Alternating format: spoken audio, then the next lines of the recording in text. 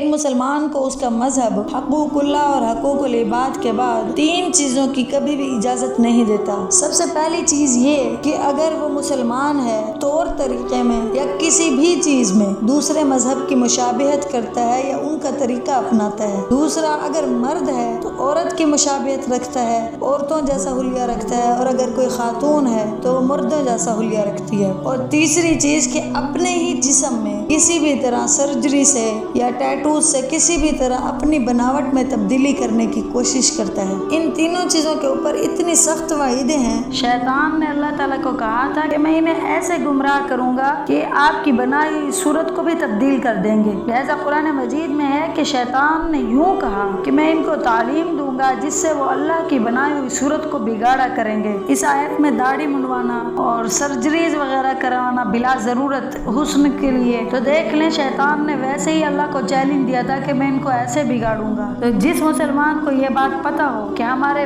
بدترین دشمن نے اللہ کو پہلے سے یہ کہا ہوا ہے کہ میں ان کو ایسے گمراہ کروں گا، اس کے باوجود بھی اگر ہم سرجریز وغیرہ کروائیں تو پھر ہم مسلمان کیسے ہوئے؟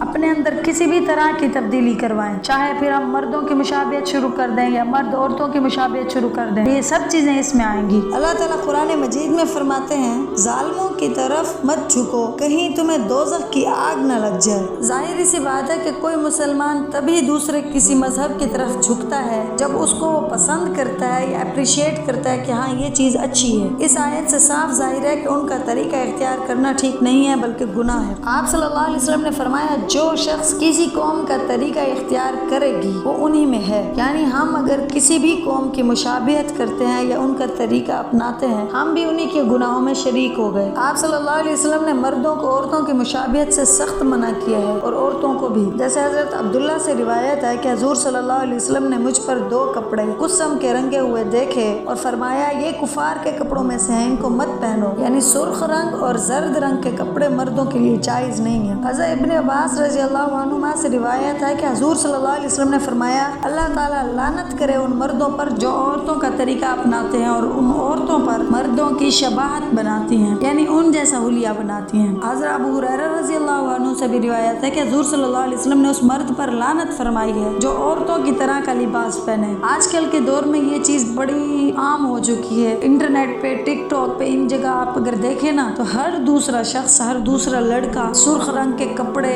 اور عورتوں جیسا حلیہ، لمبے لمبے بال بہت عام ہو چکا ہے۔ اور خواتین میں بھی یہ چیز بہت عام ہو چکی ہے کہ اسی مردوں کی طرح کے کٹنگ کروانا اور سٹائل میں اور لباس میں وہی چیز آ رہی ہے، جبکہ اللہ اور اس کے رسول نے تو صاف لعنت فرما دی۔ حضرت عائشہ رضی اللہ عنہا سے کہا گیا کہ ایک عورت مردانہ جوتا پہنتی ہے تو انہوں نے فرمایا کہ رسول اللہ صلی اللہ علیہ وسلم نے مردانی عورتوں پر لعنت فرمائی ہے۔ پر ذرا غور کریں کہ صرف مردانہ جوتا پہننے پر حضرت عائشہ نے یہ کہا کہ آپ صلی اللہ علیہ وسلم نے لعنت بھیجی ہے ایسی عورتوں پر۔ اسی حدیث سے یہ سمجھ آتا ہے کہ ہمیں چھوٹی چھوٹی چیز میں بھی مردوں کی مشابہت سے اجتناب کرنا چاہیے۔ ایک شخص روایت کرتے ہیں کہ حضرت عبداللہ نے ابو جہل کی بیٹی کو دیکھا کہ ایک کمان لٹکائے ہوئے تھی اور مردوں کی طرح چل رہی تھی۔ حضرت عبداللہ نے کہا یہ کون ہے؟ وہ شخص کہتے میں نے کہا یہ ابو جہل کی بیٹی ہیں۔ انہوں نے فرمایا کہ میں نے رسول اللہ صلی اللہ علیہ وسلم سے سنا ہے، فرماتے تھے ایسا شخص ہم سے الگ ہو جائے جو عورت ہو کر مردوں کی طرح حلیہ بنائے اور مرد ہو کر عورتوں کا حلیہ بنائے۔ ایسا صرف خوبصورتی کے لیے یا کسی کو دھوکہ دینے کے لیے، جیسے شادیوں پہ وگ وغیرہ لگوانا کہ ہمارے بال لمبے نظر آئیں، اس چیز پر بھی آپ صلی اللہ علیہ وسلم نے لعنت فرمائی ہے۔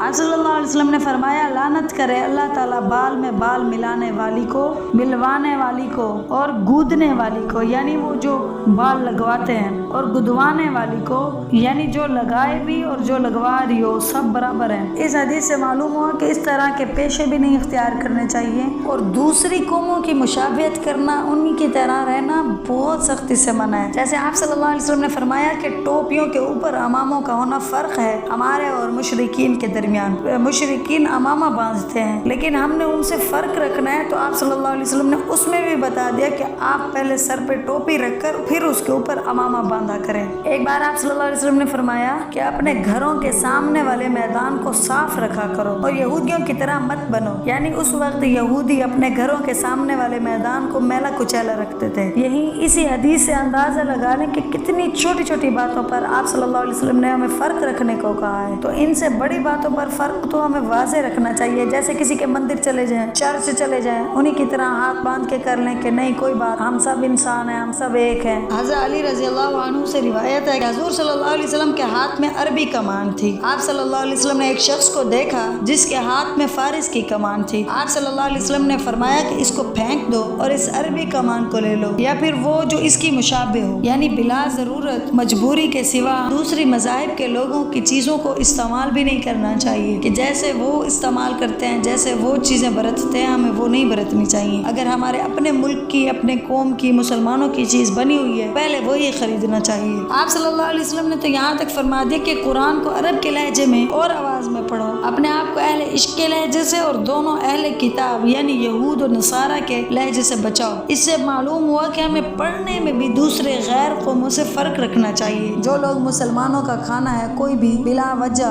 ناپسند کرتے ہیں، وہ یہ حدیث سن لیں۔ آپ صلی اللہ علیہ وسلم نے فرمایا جو شخص ہماری طرح نماز پڑھے، ہمارے ہی قبلے کی طرف رخ کرے اور ہمارے ذبح کیے ہوئے کو کھائے، وہ ایسا مسلمان ہے جس کے لیے اللہ کی ذمہ داری ہے اور اس کے رسول کی۔ تم لوگ اللہ کی ذمہ داری میں خیانت نہ کرو، یعنی اس کے جو بھی حقوق ہیں، اسلامی حقوق، اس کی حق تلفی مت کرو۔ اس سے معلوم ہوا کہ کھانے کی وہ چیزیں جن کا مسلمانوں سے تعلق ہے، ان کو بھی بلا وجہ نہ کھانا، نہ پسند کرنا، یہ بھی کوئی زیادہ اچھی بات نہیں ہے۔ جیسے گائے کا گوشت، بکرے کا گوشت، ان چیزوں کا خیال رکھنا نہایت ضروری ہے، کیونکہ ایک لمبی حدیث میں آتا ہے کہ حضور صلی اللہ علیہ وسلم نے فرمایا میری امت 73 فرقوں میں بٹ جائے گی، سب فرقے دوزخ میں جائیں گے صرف ایک کے۔ لوگوں نے عرض کیا وہ ایک فرقہ کون سا ہے جو دوزخ سے بچ جائے گا؟ آپ صلی اللہ علیہ وسلم نے فرمایا جس طریقے پر میں اور میرے اصحاب ہیں۔ جب صحابہ اکرام نے عورتوں کی مشابہت نہیں کی تو جو بھی مرد کر رہے ہیں یا جن عورتوں نے مردوں کی مشابہت کی ہوئی ہے، وہ ذرا سوچیں کہ کیا پھر ہم اس ایک فرقے میں آتے ہیں یا نہیں۔ اسی طرح جو دوسرے مذہب کے طریقوں کو اپناتے ہیں، خاص کر ہماری شادی کے سارے فنکشن، ہمارے حلیے بالکل ہندوؤں جیسے اور دوسری قوموں کے اپنائے جا رہے ہیں ہم، تو پھر کیا ہم اس فرقے میں آتے ہیں؟ تو یہ وہ چیزیں ہیں جن میں ہمیں بہت احتیاط کرنی چاہیے۔ ہمارا کوئی نقصان بھی نہیں ہے کہ ہم اگر مسلمانوں والا حلیہ اپنا لیں، مسلمانوں کی ہی بنائی ہوئی چیزیں استعمال شروع کر دیں، دوسرے قوموں کا طریقہ نہ اپنائیں اور اپنی صورت میں کوئی بلا ضرورت تبدیلی نہ کروائیں، تو اس سے ہماری صحت پہ کوئی زیادہ فرق تو نہیں پڑے گا۔ اللہ تعالی ہم سب کو آپ صلی اللہ علیہ وسلم کے بتائے ہوئے طریقے پر عمل کرنے کی توفیق دے۔